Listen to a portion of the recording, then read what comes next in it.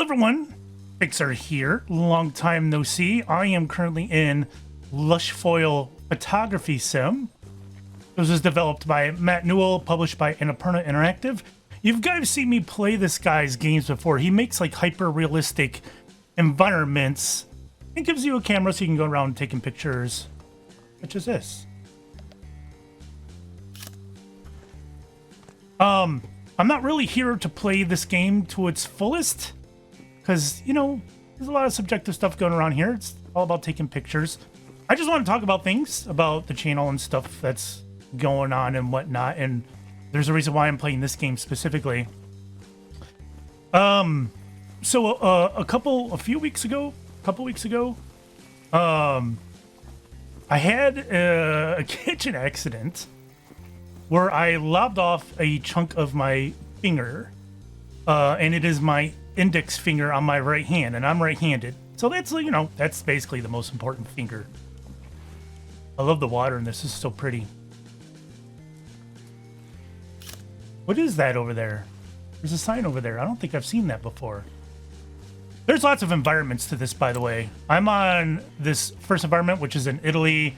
We got a spot in Australia, Japan, Iceland, France. These all have to be unlocked. I've played a bit of them before.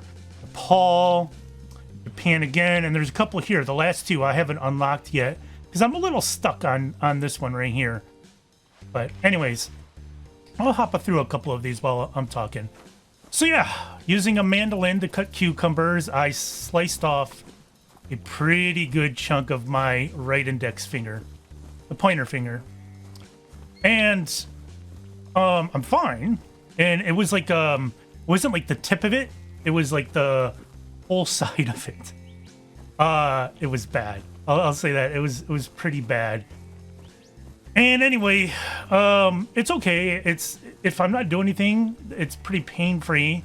But the moment I put pressure on it, I squeeze something, I grab something, I push something with it, it's extreme pain. It's bad.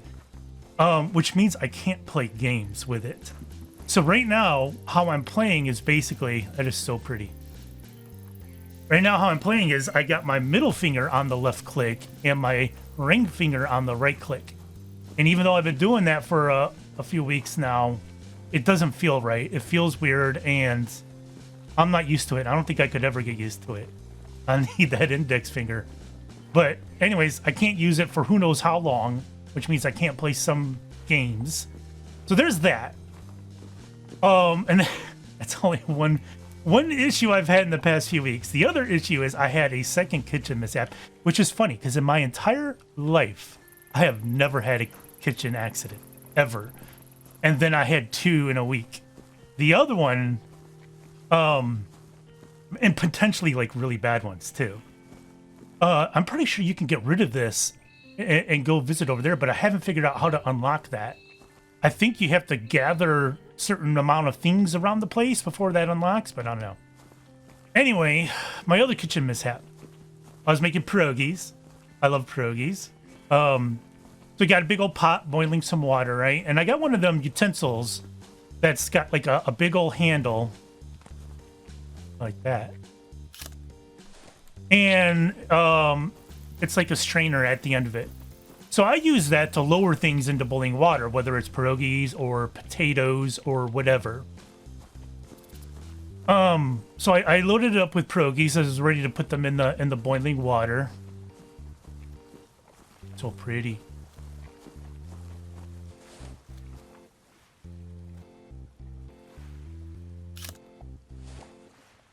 And I put the thing over the boiling water, and one of the pierogies, I put too many pierogies in there. One of them fell out, landed in the boiling water, and I'll tell you what, pierogies make a much bigger splash than you realize. And I splashed boiling water all over my front side. And, you know, I've had boiling water hit me before when cooking. You know, it's usually a drop or something. It's not a big deal. It hurts for a second, and you're good. You're going to have a little, you know, burn on that spot for a little while, but it's not bad. I know with burns, you know, if it's a tiny bit, you don't need to go to the doctor or anything like that. You're pretty much okay, unless the burn came from something like grease or something that works like a napalm, you know. This is just water. So when it happened, it was all over my front side. I immediately grabbed my kitchen towel that I use when I cook, and I put it on my front side to soak up the water. And then I ran into the bathroom with a towel and ran it under cool water and put it on my burn. Now, for those of you who don't know how to treat burns, you don't use warm water to treat a burn. You don't use cold water either. You use cool water. Just a little bit cool. And so that's what I did. And I went to the emergency room because when you have a large area of burn, you usually need to get that checked out. You can't let that go. So I went to the emergency room and they were like, yo, your reaction prevented you from having a massive, serious burn. It was enough to stave that off. And they're like, you know, use some cream. This is the thing I saw from over there. So it's just a map, okay. I don't think I've seen this before. What was that? Sounded like gunfire. There's no guns in this game. So they said, yeah, you're okay. Your response prevented it from being a serious burn. All you got to do is keep an eye out, make sure it doesn't get infected. Use some ointment, maybe even, and whatnot, and then I was good to go. And this is just in the past few weeks, and that was only half of my medical problems in the past couple of weeks, 3 weeks, 4 weeks. I had a couple of procedures done as well. None of them neither of them were serious, but they weren't light either. They were invasive, and one of them was a surgery that I'm still recovering from. Still. And dealing with that, again, it's nothing serious, but it does have recovery time. So I've been dealing with these things the past few weeks. It's pretty much sucks. I don't know when my finger is going to get better.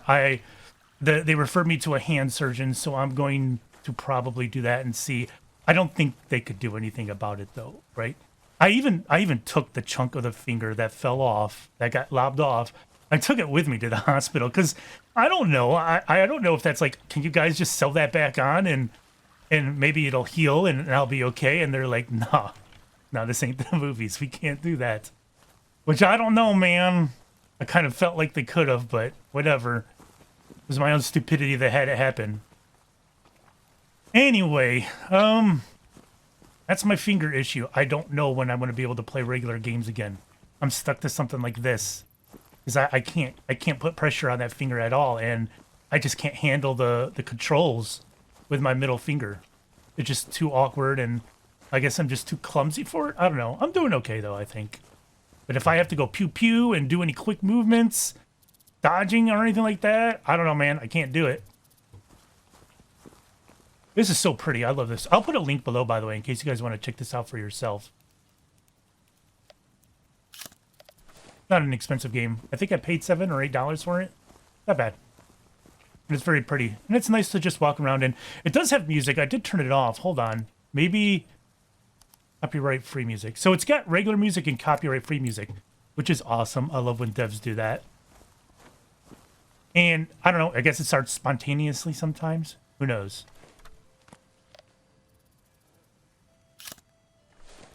A lot of trees. A lot of trees. All right, let's hop in. When I change subjects, I'll jump to a new location. So that was Italy. Lago de Bray. I don't know how you pronounce that. All right, so let's hop over here to Australia. In each location, you can unlock like a different weather event going on. It's usually just rain or snow or whatever. That is so pretty, isn't it? Look at how good that looks. It's probably going to get butchered going on YouTube, right? It's going to get butchered. So I would recommend getting this yourself so you can see how pretty it is, because this looks gorgeous before it goes on YouTube. It looks so good. I love it.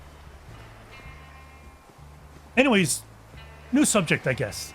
What else do I got? Oh, I bought a bird feeder for my backyard with a camera on it. My backyard is pretty empty. Not a lot going on back there. It's basically just grass. And so I got a couple bird feeders up because there are some birds in the area. I don't have any trees. My neighbors, like one of my neighbors has like a pear tree and the other one has like a little palm tree. Nothing major. And so we don't really get birds in my backyard a whole lot. So pretty. Look at the blue. It's mostly squirrels, and do have an opossum that comes at night sometimes and agitates my dog. That. The rock. Can I walk through here? I guess I can. Ooh, there's a little trail. I don't think I've been back here. Anyways, it's actually quite cool. Yeah, I haven't been here, guys. Interesting.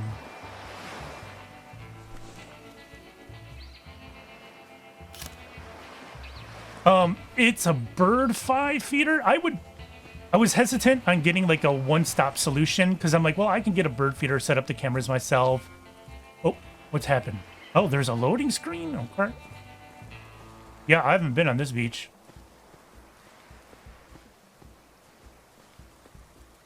Because I wanted to use like Cat 6 out to the camera in the backyard and run it through like power over Ethernet, all that stuff. But that's going to take me time and a little bit of research. What? Can I use this? Oh, I didn't know this was a thing. How do I paddle? Can I paddle? Oh. What's the steering button? So anyways, the site is BirdFi. It's BRDFY. And this stuff seemed okay, right? Again, I think you could probably build a better system by piecemealing it, getting a proper camera, a bird feeder, getting it all together yourself. But I wanted a quick, easy solution to see if it was a hobby I wanted to get into. So I bought a BirdFi camera feeder. And it's pretty good. It sends like notifications if a bird's on there, and it'll try to ID the bird and tell you what it is. And at the end of the day, you know, you're looking at the app and it says, you know, here's all your cardinal visits. So you can like look at all the northern cardinals and you know, it takes like video of it. So 10, 15, 30-second video, depends how long the bird's there. And I get lots of cardinals, I get lots of finches and lots of mourning doves. And I tell you what, those freaking mourning doves, they are honkers and they eat an awful lot. But the cool thing is that it's got audio as well, and it's two-way audio. So I see these mourning doves, and they'll bogart the feeder. And you know, I was watching a cardinal on it once because it's got a live feed that you can look at too. This thing is awfully slow. Can I not go faster? Oh, on this? I don't know. I'm gonna head onto this beach, I think. I don't see any like islands out there I can go to. So I was watching this beautiful northern cardinal on the bird feeder, just eating, and a damn mourning dove just plops down and shushes him off and just starts pigging out, and they eat a lot. So it's got a two-way audio, so I could just turn on my audio and go boo and try to scare it, and it worked at first, but then they got used to it, and I'm telling you, they got used to it in like a day, and they're like, yeah, we know. Oh, those are shadows. So we got these mourning doves that are eating lots of the food in the feeder. Oh, okay, I'll take it.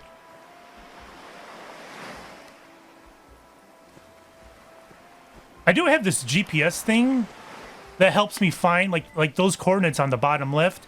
It helps me find the things I'm supposed to find in order to unlock stuff. And some of it can be kind of hidden. And I guess, you know, after a while you get a little frustrated. Oh, there we go. So in this game, you're supposed to find these boards and you got to take pictures of these areas in order to unlock new stuff. So one of them was this Castle Rock sign. We'll do that. Wait, was it over like here, right? That little jingle, that means I got it. And I can look at my photos here. These are all photos I'm taking. These little squares mean I gotta find that spot and take that picture. But I'm not worried about that during this, because I'm just chatting really for now. Oh, in these areas that have a number pad on it, when you find all those, that's one of the things that you can unlock, and it opens up new areas. Anyway. Yeah, the mourning doves, little jerks. And then yesterday I had my first squirrel robin on it. Now you can get like bird feed that's made with like spice, with like pepper, like red pepper, I think it is, crushed pepper. I don't know what it is, but it's spicy because mammals can taste the spice or feel the spice. I guess would be a more accurate way to describe it. Birds cannot. So if you put spicy food out there, the idea is that once a squirrel eats it and you know, gets the spicy effect on their tummy, they're like, yeah, no dog, I don't want any more of that, and they stop coming around. Whereas birds, they can keep on eating it and they're just completely unaffected by it. There's something over here? Oh, it's just a different colored rock. This is a very interesting looking area though. Anyway, so yeah, it's got a live feed, and sometimes, man, I'm at my computer and I'm looking at stuff, and I'll just put the live feed up, and you know, a bird comes and visits every now and again, and it's been pretty cool. So I might do more of that. That's the stuff I gotta find. Was that suntan lotion? I think it was. It was something, kind of cream or ointment. Maybe it knows about my burn in my finger. Can I go over here? Is there stuff over here? Oh, there is a little path here. Oh, wait a minute. Did I just go in a circle? I may have just gone in a circle. Oh.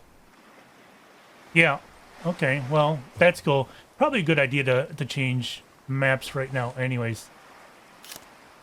So yeah, I don't know, it helps with reducing stress, you know, seeing these birds on there, and I like it. I liked it a lot more than I thought I would, so probably we'll be doing more of that stuff. More cameras out there to attract wildlife and enjoy that. I really liked it. I'm pretty sure we can go all the way down there. We're halfway up the mountain. Maybe I'll go up instead of down. All right, what else do I want to talk about? Oh, I saw the movie Sinners the day it came out. I heard about it coming out. Seemed interesting. Seemed like something I would like. And my brother saw it. I think he saw it on the Thursday evening it premiered. I think I can go back there. He saw it like a midnight showing, I guess, the Thursday night it premiered. It's going back down. I guess this is the top. All right, we'll go this way. And he's like, "Oh man, that was a fantastic movie. It was one of the better American-made movies I've seen in a long time." And I'm like, "Cool. I wanted to see it anyways, so I'll go see it at the theater." And I tell you what, I don't go to the theater like ever. I've been a couple times this year, but yeah, I'm not a theater person. I like the idea of the theater, but I don't like rowdy people in a theater, and you just can't avoid it for the most part. I try to, like, I go to the first showing of the day. It's usually like the lightest, but in the end, oh, that's pretty. In the end, it's pretty hard to avoid, so I generally don't go. But I did see Sinners, and I tell you what, guys, it is excellent. It is everything everyone said it was. It's very good. It's beautiful. Like, the cinematography is beautiful. The music is good. The acting's great. Everything about it. They nailed all parts of this movie. And there's one part I wanted to talk in general. And I'm not going to spoil anything for you, because I think you should see this movie without reading too much into it. And I don't want to tell you why either. So I would just watch the movie if I were you, because it does something that I don't think any movie has ever done before. So, and I'm gonna talk about, I gotta lead into this before I start talking about Sinners. So, I love music. I enjoy music just as much as the next person. I think, you know, a lot of people say, you know, mathematics is like the universal language, and that's true. I believe that too. I think music is also a universal language. I think you can listen to music and enjoy it even if you don't know what it's saying. right? You can enjoy foreign music. You can even enjoy the vocals if you don't know what the hell they're saying. Like, I'll give an example, you know, Sigur Rós. I don't know what the hell these guys are saying, but their shit's beautiful. And I can enjoy it a lot. And I do enjoy it. And that can be said about any music whatsoever. And oh, that sounded a little weird. And so to me, music is a universal language, and I'm an atheist. I don't believe in anything religious or whatsoever. I don't think there's a soul. There's nothing like that. I think people who are atheists can be spiritual in a way, but just not the same way as religious people. Always weird. I wonder if that was like light shining through a tree. It was. Interesting. And I think music hits that spot, that inner core. And this may not be true for everybody, and it's okay if it's not true for everybody. But for me, it's true, and I think for a lot of people, it's true that music can hit an inner core and touch you in a way a lot of things cannot. And I believe that strongly with music. So music is a very important meaning to me. So in saying that, there's a lot of music in Sinners. It does take place in like Louisiana, and it's got that southern feel to it, and there's a lot of blues in it. Uh-oh, another load screen? Oh, that was weird. There's a lot of blues in it. And there's a certain scene in Sinners, and I'm not going to tell you what the scene is, because again, I don't want to spoil it. But I'll tell you about how it made me feel, and I think that's what's important. This is so cool. I love the environments in these games. It's so pretty. Gotta get those vending machines in there. There's a scene in Sinners where some music's played, some blues. And there has not been a scene that I've ever seen in movies, and I've seen a lot of movies, and I've seen a lot of movies about music, because like I said, I do love my music. And I like the blues. I like a lot of different kinds of music. I grew up in a house that listened to a lot of Motown and oldies. So I do enjoy a lot of Motown and oldies, especially Buddy Holly. I grew up loving Buddy Holly. But, you know, my parents loved Sam Cooke. They loved Diana Ross. They loved a lot of Motown, Smokey Robinson. They loved a lot of that. So I grew up enjoying a lot of that. I think that's very common for people to enjoy the music that their parents did. But once I got old enough to start experiencing my own stuff and discovering new stuff, I became a metalhead. So I loved all the metal bands, hard rock and metal, my thing. But I enjoy regular rock, I enjoy alternative, I enjoy classic rock, right? I love Black Sabbath and the Beatles, or not the Beatles, Led Zeppelin. Beatles are alright. I never really got too much into the Beatles, but I did love Led Zeppelin, The Who, CCR, all that stuff. I love the architecture in this too. This is so beautiful.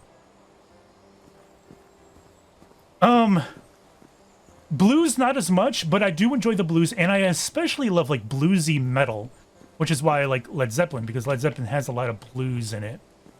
And Metallica had a couple albums where they were very blues metal-like, you know? And I really enjoyed that. I love when metal got infused with blues. I came through here, right? Or no? This part looks familiar. This is bamboo. I'll go down here. The only music I don't listen to country. I like older stuff, right? I like Willie Nelson. I like Johnny Cash. I like that kind of country. But like new age or like new, I don't want to say new age, but new pop modern country. No, not for me. And I don't like rap either. I like some rap. Like I remember my introduction to rap, for the most part, my first rap album I bought was the Above the Rim soundtrack. Because that was huge. You guys have no idea. You're probably all too young to know this. That was huge when that came out. Like really big. That helped rap has already poked itself into mainstream at that point. But Above the Rim kind of blew the doors open for that, I think. And I actually liked it, you know? It was not my music, but I was in a time when I was looking for new stuff. And in that, they had there was a song by Warren G called Regulators. You guys probably heard of it. And I'm like, all right, this song is pretty badass. Again, I don't like rap, but I really like the song. So I bought Warren G's album, and I really liked it, but I never really got too far into rap after that. I just, not my thing. But anyways, I'm a rock guy. I'm a heavy metal guy, classic rock guy. So blues in this movie, fantastic, good stuff. I think I've already been here, right? I'm pretty sure I've already been here. I've gone in a circle. And so there's a scene where they're playing the blues. And how do I say this without spoiling it? In this scene, and it may have been like a 7 or 8 minute scene, I think, maybe 5 minutes, maybe 10, who knows. I don't think a movie ever has captured the soul of music like this movie did. There is a scene that I think is one of the greatest scenes ever filmed and put in a movie of the soul of music, of how music makes people feel and how it transcends time and how important it is to so many of us. No movie has ever done that as good as Sinners did. I think anyways. That is my opinion. And for that scene alone, I think you need to see the movie. I think it's actually important just for that feeling. It's unreal. It's different. It was amazing. Yeah, I'm going back this way. I'll try to find a different route to go so you guys aren't seeing the same places. It was really good. It was so good. And there were a couple more scenes after that one. I went and left that last time, so I'm going to go right this time, see if it takes me in a new place. There were several scenes of the blues after that were also good. Oh, I did go this way because I've been here. I didn't go up that way, though. I think I went over there. So anyways, I highly recommend it. Check it out as soon as you can. I think I'm ready to hop to a new location, though. Japan, Iceland. I'm pretty sure I covered Iceland on my channel before. Like, some of these are old, and they've just been, like, updated. This Japanese one was old. I'm pretty sure I put that on the channel. This one I put on the channel. This one I did not. So I think we're going to go with France. Let's get one where... Like, the weather effects on this are amazing, but they're going to be harsh on YouTube. So I'm going to try to avoid it. Go with this. Oh, look at that. It is so good. I love it. There we go. All right, so the last thing I want to talk about is Strange Times. Now, some of you who've been around the channel a long time have heard me talk about Strange Times. I've talked about it in my Discord as well. I haven't really shared a whole lot about it because I don't... that was some weird lag. I don't want to spoil it. So Strange Times, for those of you who don't know, is like my huge series that I've been working on for a long time. It's supposed to be my magnum opus as a YouTuber. The first time I came up with the idea was pre-pandemic, and I think it was several years before the pandemic even. So this is something that I've been working on for a long time. And when I say working on, I haven't really done like any recording or anything like that. All the work I've done is like prep work. So I've got like a document on it, and I jot notes down, ideas and stuff like that. It's a narrative series, and it was just supposed to be like 10 episodes of a narrative for a season. I have enough info. I have enough content for it to do like 7, 8, 9 seasons. All right, because I've been working on ideas for 7 years. I don't know, 6 years, 7, something like that. A very long time. Yeah, narrative. So it's narrative, jotting all these ideas down, all these different things I want to do with it. And I access this document almost daily. It's rare that I go a few days without accessing it and jotting ideas down, like stuff I want to do, story arcs, things like that. And it's supposed to be a strange narrative. I mean, the series is called Strange Times. And it's called that because strange things happen and there's time travel. So we're talking strange times. And it spans multiple games, but its core is in Minecraft, but it does span games, and it's modded Minecraft, and it's really hard to like herd all the mods that you want to use for something like that. Like, I remember the very first thing that gave me the idea for this series, like a scene that just popped into my head one day. I'm like, oh, that would be so good to put in a series. And there was a mod that would have helped me. And this mod is a very invasive mod in terms of how it works with Minecraft, and it's really hard to work with.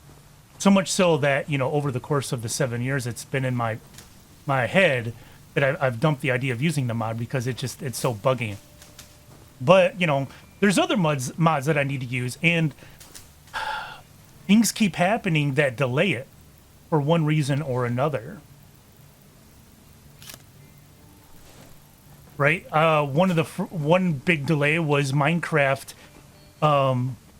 making it so that you can edit the world height, which was a game changer for a series like mine. Like, I had this mod list put together, then Minecraft put out this update. I'm like, oh my god, this would be perfect for my series, but I already got my mod list. So I'm like, I can't say no. I can't turn it down. That's amazing. And of course, that delayed everything, because then I got to wait for mods to get updated to do that.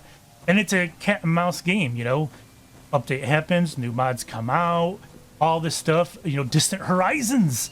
That was another big deal. That came out, and it changed Minecraft forever. Look how big Minecraft is again, and a lot of it is due to Distant Horizons, because it makes Minecraft look so good. So it's been hard to juggle that, and not only that, I've gotten multiple times where I got all the mods going, and I'm doing tests inside the world, and I'm not getting the frames. And so you got to do a lot more testing to try to get your frames, because I need the 60 frames. And it's so hard to get with certain mods. So I get close, I do tests, and the tests fail, and then I got to go back to the drawing board.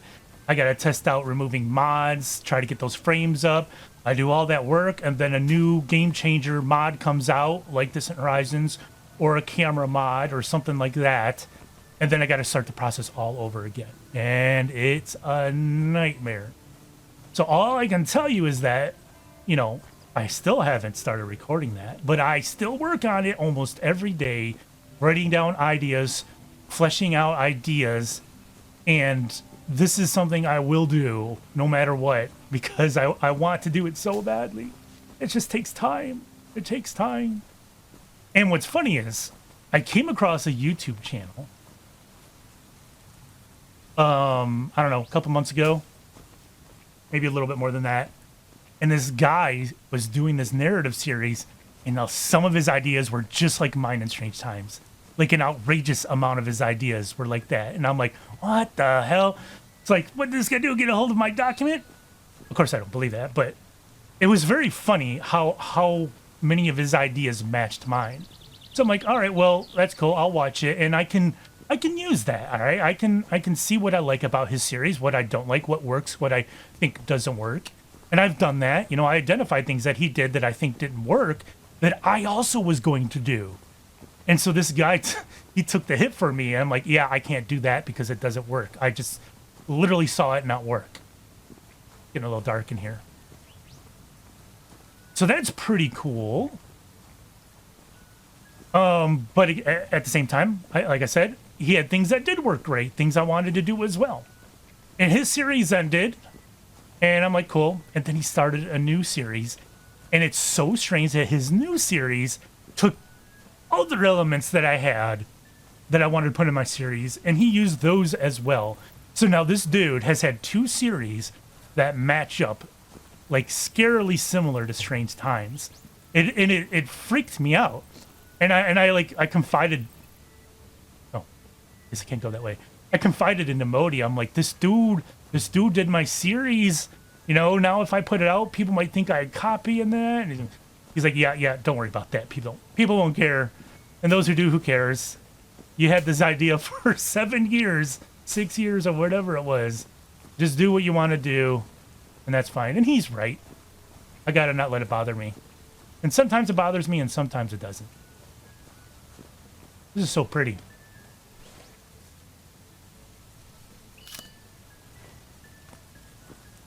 So yeah, I still work on that. I love working on that. I love the ideas I have. It's going to take a lot of effort to get it up, just to get it working into a place where I can record. And recording is a different story. That's a whole other can of worms of creating a narrative, right? From scratch. That's not easy.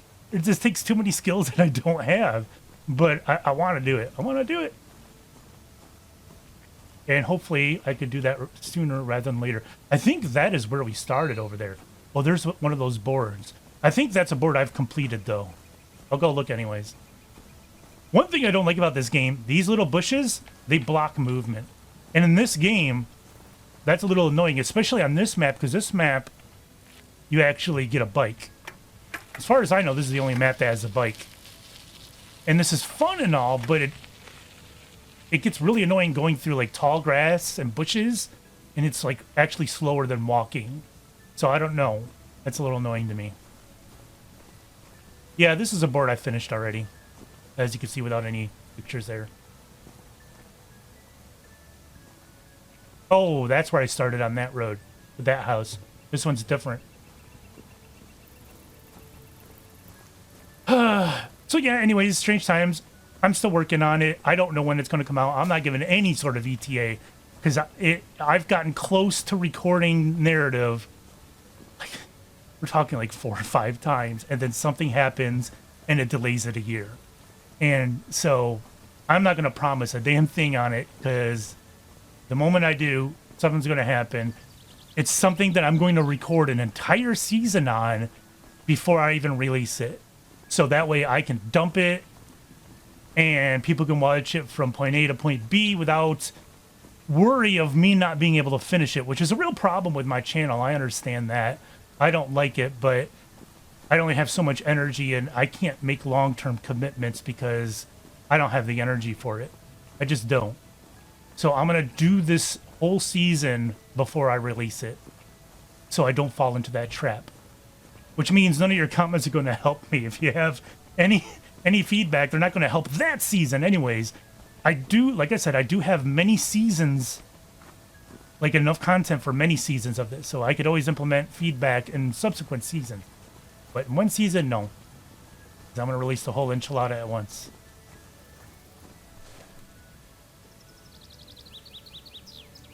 Oh, that looks so good. I think I got different cameras too. Oh, I also got this. Got a kite. There we go. Only this map. I think only this map has a kite. How do I let it go up? There we go. I don't know why there's a kite in here. A little strange. But, you know, I guess that gets us looking up. It's pretty up there. I think that's it. I just wanted to talk about some things, let you guys know why there's not videos. Because my finger is healing. I don't know how long it's going to take. And I have a feeling it's going to be months. I injured it pretty badly. And I can't press on a mouse click with it because it hurts like an MF-er. Can't hold anything with it. It's just one of those things. So I don't know, guys. We'll see. We'll see. Keep your eyes out. Hop in my Discord if you'd like. All that stuff. Until next time, thank you for watching. We'll see you. Bye-bye.